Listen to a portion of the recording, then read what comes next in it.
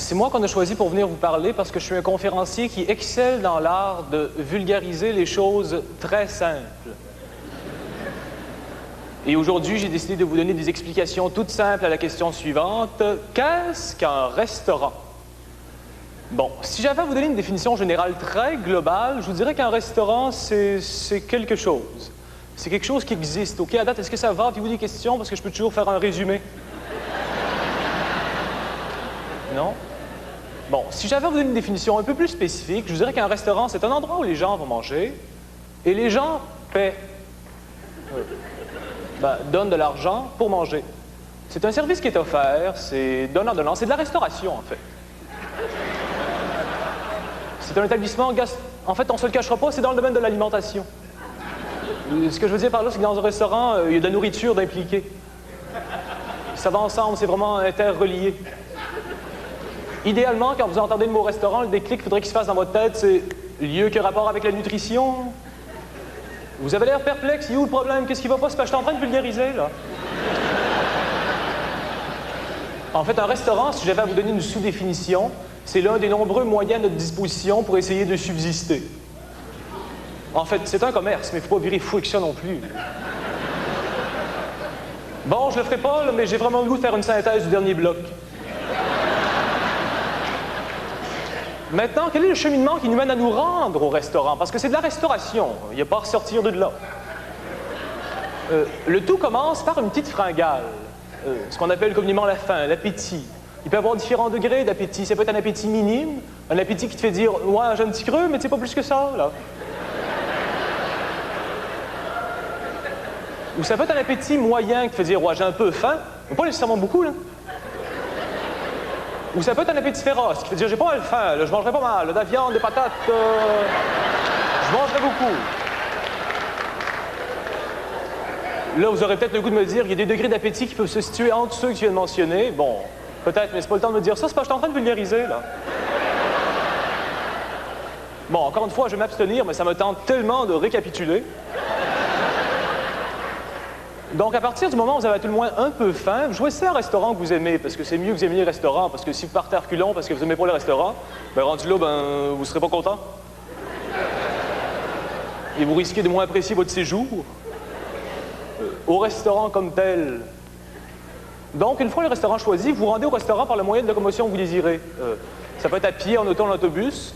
Je dirais bien en tramway, mais on n'est pas à San Francisco.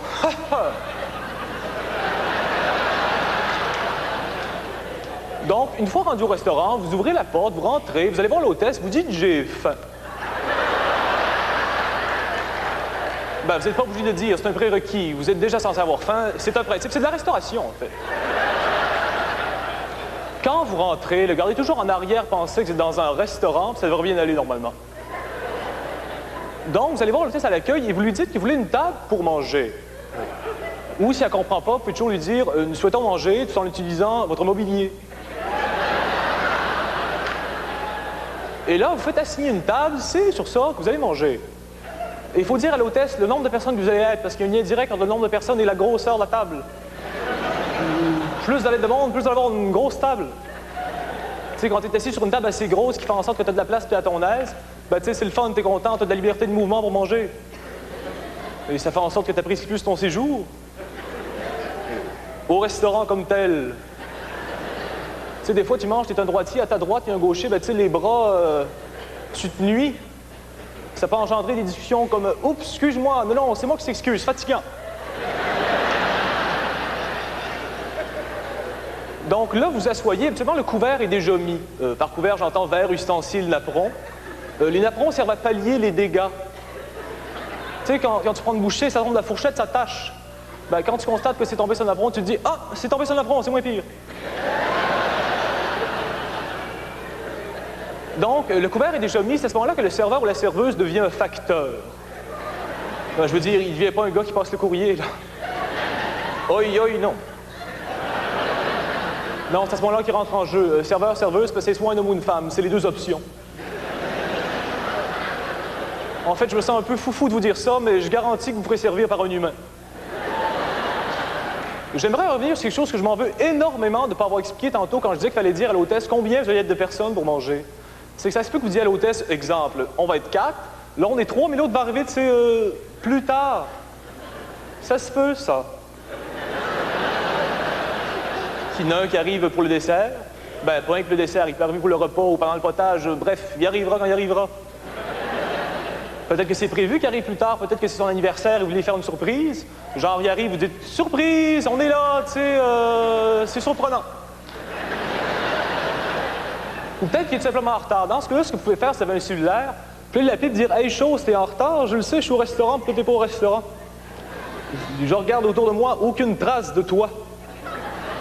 C'est parce que ça peut avoir l'air fou. Si vous êtes assis autour d'une table et une chaise de libre, tout le monde dans le restaurant va regarder vers votre table, vont se dire « Coudonc, aux autres, ils ont une chaise vacante. » Il y en a peut-être une couple qui vont dire qu'il y a une personne de vraiment minuscule assise à la chaise. Mais la plupart vont dire « Non, non, non, il n'y a personne assis là. »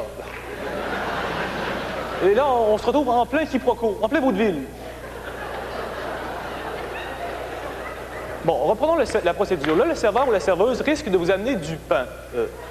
Petit conseil, mangez-en pas trop. Allez-y mollo. Parce que sinon, quand on va arriver le plat principal, vous allez être bourré, vous allez vous dire « Ouais, avoir su tantôt, je me serais pas garoché autant dans le pain. »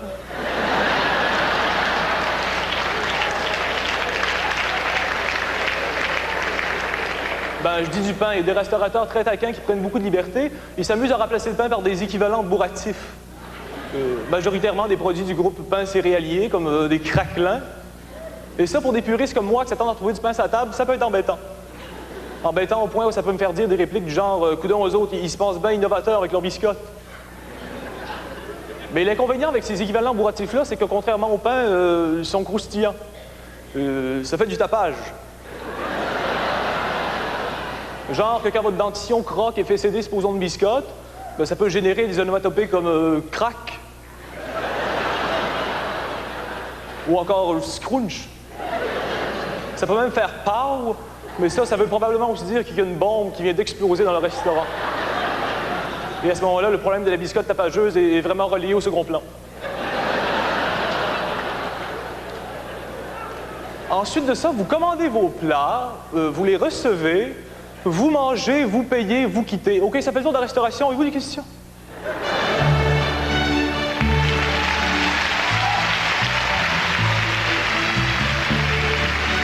Jean-Thomas Jobin, mesdames et messieurs.